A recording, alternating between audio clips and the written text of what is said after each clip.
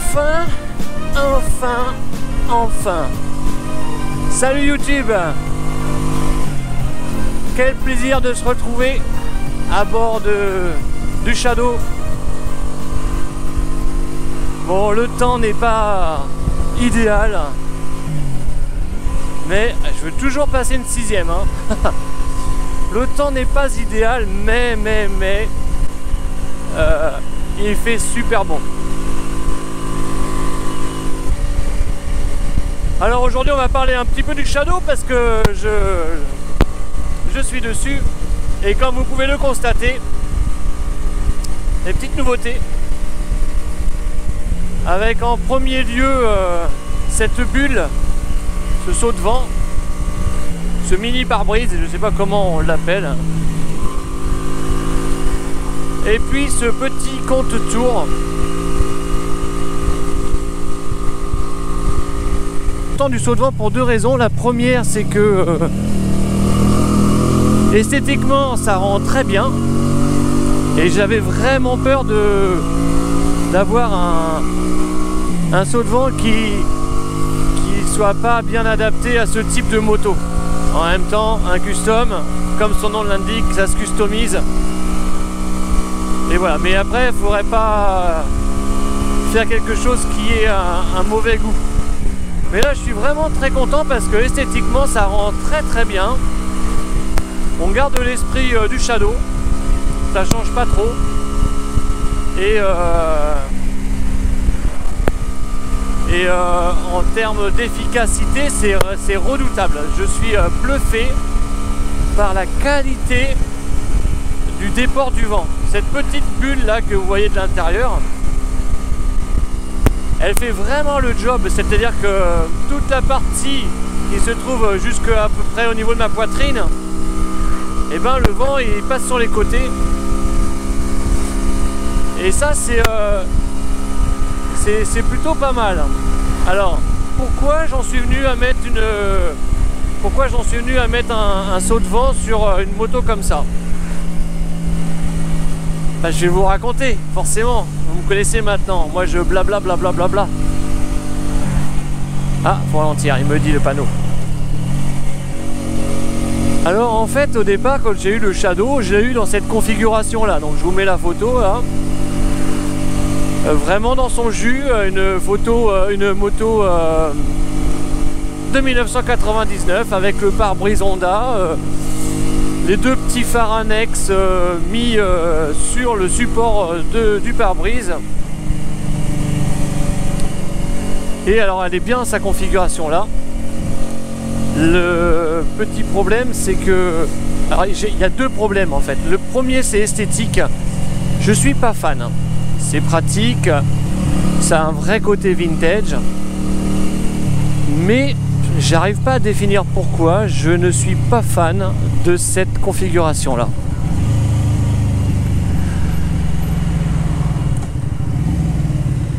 Donc ça c'est je suis pas fan esthétiquement. Et la deuxième façon où je suis pas fan, c'est parce que moi je fais quand même 1m83. Alors je pense que c'est à cause de ça, je suis quand même assez grand. Alors pour rassurer tout le monde, je suis super à l'aise. Je suis super à l'aise dessus, il n'y a pas de problème. Mais par contre, comme je suis assez grand, j'avais des tourbillons qui venaient au niveau du casque quand je roulais. Et du coup ça c'était pas très agréable parce que je sentais le vent qui venait me taper un peu sur le haut du casque. Alors c'était quand même assez léger, c'est pas trop... gênant, mais je pense que sur plusieurs heures de route ça peut vite devenir désagréable. Par contre c'est sûr que je pouvais avoir la visière ouverte ou vraiment avoir le casque bol sans lunettes, sans rien, et on est bien protégé. Ça c'était plutôt agréable. Mais ce petit tourbillon de vent qui venait se faire au niveau de mon crâne, c'était assez désagréable en fait. Alors bon, j'ai essayé quand même plusieurs configurations, notamment pour l'esthétisme. Donc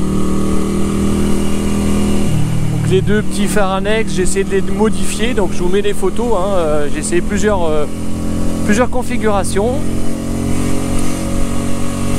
mais j'étais pas complètement 100% satisfait du look que ça lui procurait. Et puis je me suis arrêté à une configuration qui me plaisait vraiment bien esthétiquement. C'est la configuration toute simple avec un seul phare, le phare original, avec la petite casquette de phare, sans pare-brise et sans les deux phares additionnels. Et là je trouve que je la trouve magnifique cette configuration là. Vraiment c'est celle que je préfère. Enfin, je vous ai mis la photo, c'est vraiment pour moi il n'y a pas c'est pas à dire, c'est celle-là que je préfère de toutes les photos que j'ai faites. Et donc je suis sorti dans cette configuration là,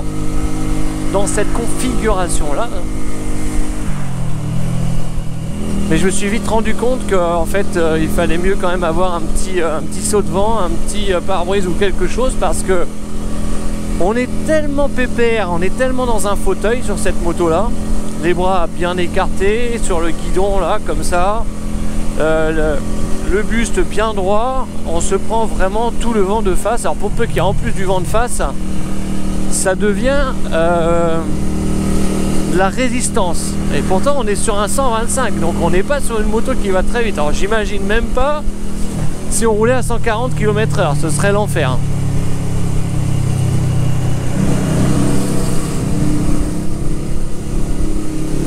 On avait fait une grande balade et là je me suis dit oh ouais je lutte là avec le vent, et du coup le plaisir que procure le Shadow, il était un petit peu bafoué par cette résistance au vent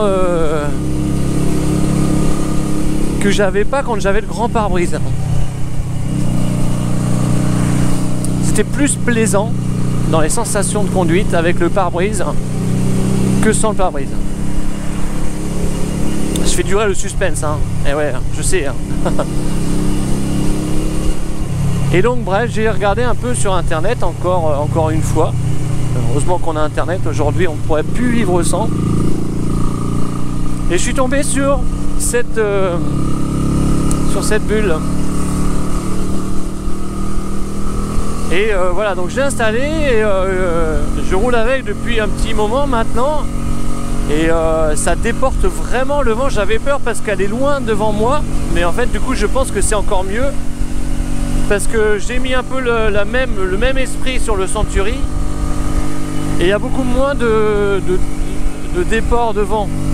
C'est efficace aussi sur le Century, mais regardez-moi ces couleurs, pour peu que le soleil se lève, waouh. Donc sur le Century c'est moins efficace que ici. Alors là vraiment c'est super efficace. Donc je suis doublement content, je suis un homme heureux avec mon Shadow, parce que j'ai une bulle qui esthétiquement fait parfaitement l'affaire, et de 1 et de 2 le vent est bien déporté et du coup je suis plus en train de résister, je peux me laisser couler tranquillement par cette moto.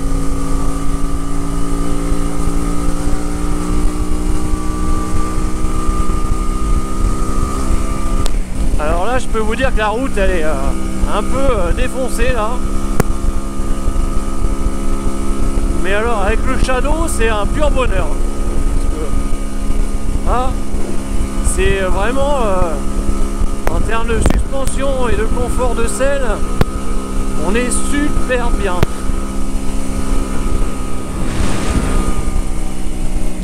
Regardez-moi cette vue, hein, un peu tous les coteaux de la Champagne. C'est typique. Avec un village là, notre village derrière la montagne, puis là nous on va tourner à droite.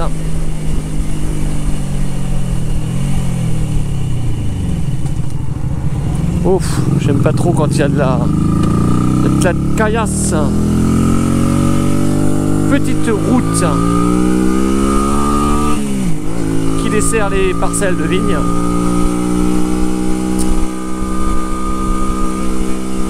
Alors aussi le petit contour qui fait aussi voltmètre. Bon alors, je l'ai acheté pas cher sur Amazon. Et je voulais en fait un compte-tour pour me rendre compte de quel régime moteur, comment ça repartait, pour moi faire mes comparaisons avec les autres motos. C'est la première raison pour laquelle je l'ai acheté. Et puis la deuxième raison pour laquelle je l'ai acheté, c'était aussi parce que je trouvais que ça manquait un peu d'instrumentation, tout ça. Donc là, ça faisait un peu vide là. Et je trouvais que le contour chromé là, le petit, je vais vous le montrer aussi tout à l'heure, c'était sympa. Donc voilà. Alors pour le branchement aussi, j'ai pris celui-là aussi parce qu'il n'y avait que 3 fils. Donc 3 fils à brancher, donc super simple. Un fil sur le positif, un fil sur le négatif et un fil relié à la bobine d'allumage. La bobine qui va à la bougie. Hein, c'est le fil qui va à la bougie. Et en face on a d'autres coteaux. En fait c'est entouré de coteaux épernay. Je passe du coq à l'âne, je sais, mais c'est la Champagne, c'est quand même...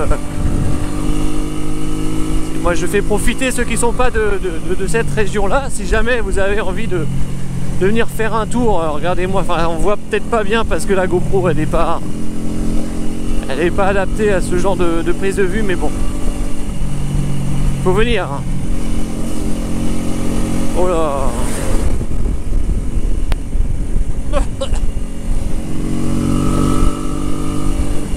Donc cette petite, ce petit accessoire de compteur contour, voilà, je l'ai pris, il était pas cher et était facile à installer, donc ça c'était vraiment les raisons qui m'ont poussé à l'acheter. Qui dit pas cher dit voilà, sa qualité moyenne. Donc là on voit qu'on arrive difficilement à lire. Donc là je vois, je suis à 4500 tours, 13 volts, 12,9 volts, 13 volts, voilà. Mais bon là j'arrive à distinguer, mais sur la caméra j'imagine qu'on va, sur la vidéo on doit pas voir grand chose. En tout cas ça fait le job, mais voilà, c'est limité. Deuxième limite, c'est que j'ai pas fait gaffe en l'achetant, il n'y a que 4 chiffres. Donc je peux pas aller au-dessus de 10 000 tours.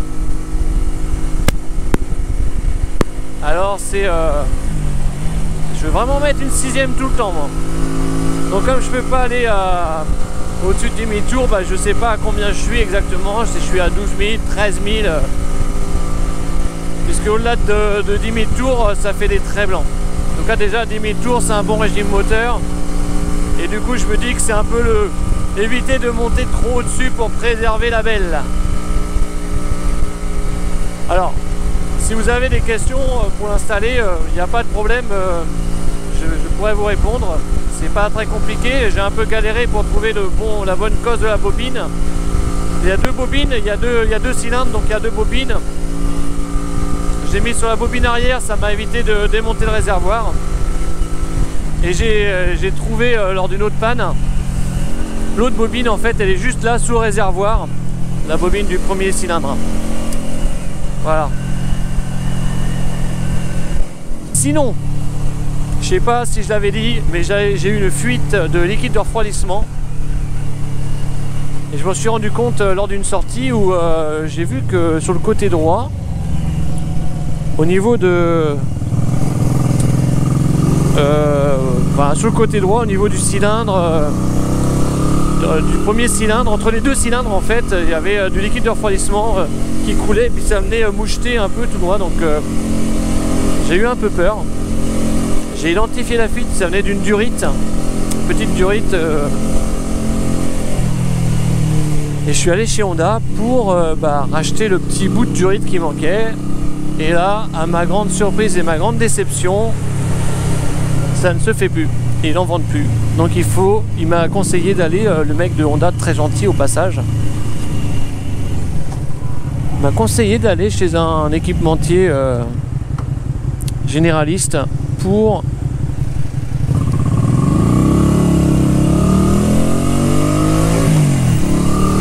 aller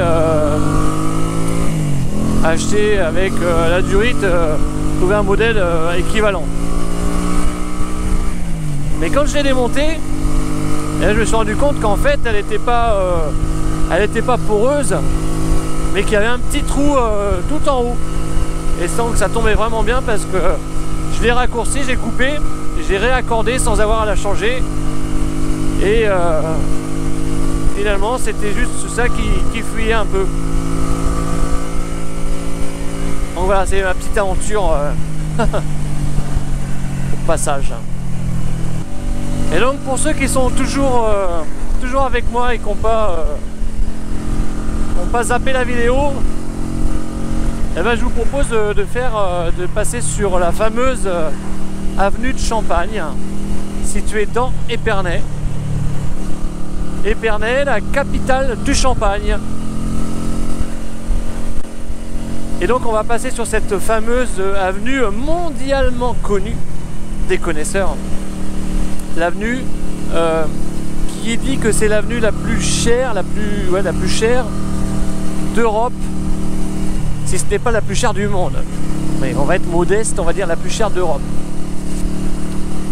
Alors pourquoi cette avenue elle serait la plus chère d'Europe? On n'y est pas encore, mais on va y venir. Et bien cette avenue est dite la plus chère d'Europe parce que sous cette avenue, il y a des kilomètres de caves.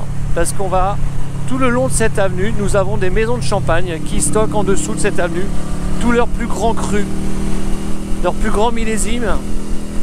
Et donc il y a des bouteilles, un nombre incalculable de bouteilles avec une valeur inestimable. On commence par Mercier qui est en travaux ici, là, sur la droite. Toute la partie droite c'est Champagne Mercier. Et en face de nous, là, au loin, c'est l'avenue de Champagne. Donc toutes ces bouteilles rassemblées font que donc là on a accès aux visites Mercier pour aller visiter les caves de Mercier. Sur la droite on a le champagne Elodie, le champagne Martel. Enfin bon, il y en a plein, tellement il y en a, je vais pas les citer tous. C'était juste pour commencer. Et on rentre vraiment proprement dit là sur la fameuse avenue de Champagne. À la droite, la tour de Castellane. Ça vous parle ça, ces noms-là, j'imagine, hein? Et donc presque partout c'est des maisons de champagne. Et quand on y vient l'été, eh bien on peut s'arrêter à des endroits pour déguster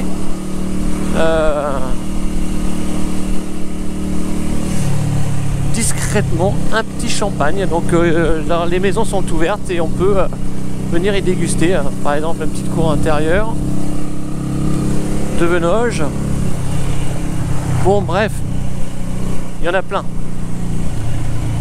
Il y a aussi un lycée, lycée polyvalent. Et donc sous cette avenue pavée qui a été refaite il y a quelques années de ça, qui est quand même très très belle. Regardez-moi cette petite cour là, je vous montre ça. Si ça donne pas envie d'aller s'installer pour y boire un petit champagne. Champagne bergère. Il n'y a pas le mouton.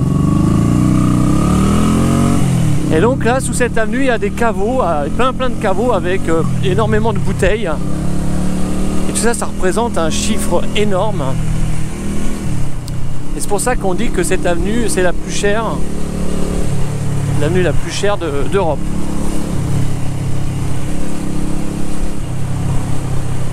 Regardez les gens là. Je sais pas si on l'a vu parce que je suis passé assez rapidement. Perrier Jouette sur ma gauche. Sur ma droite aussi.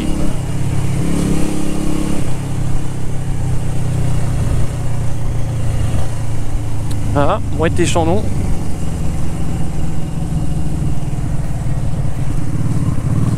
Donc les grands noms du Champagne, les très grands noms du Champagne ont souvent une adresse ici. En plus elle s'appelle l'avenue de Champagne.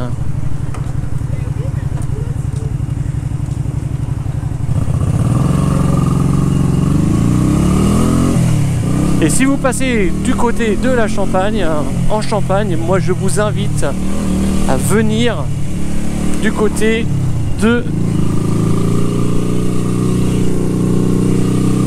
Épernay, parce que c'est vraiment une ville, c'est un incontournable. Donc c'est le moment de vous présenter un peu la moto sous sa forme, voilà, vue de l'extérieur.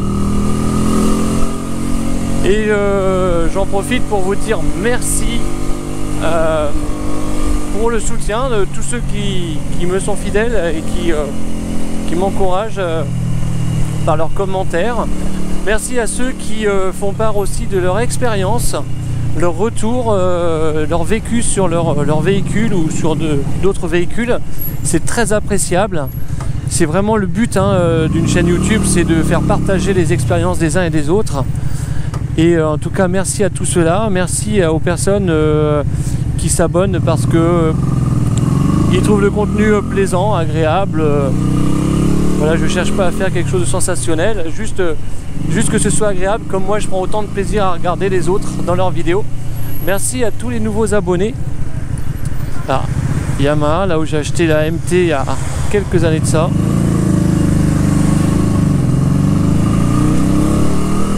Donc merci à tout le monde. Et plus de 570 abonnés, quelque chose comme ça. Waouh, enfin, je suis surpris, vraiment extrêmement surpris, content en même temps. Mais donc un grand merci à tout le monde.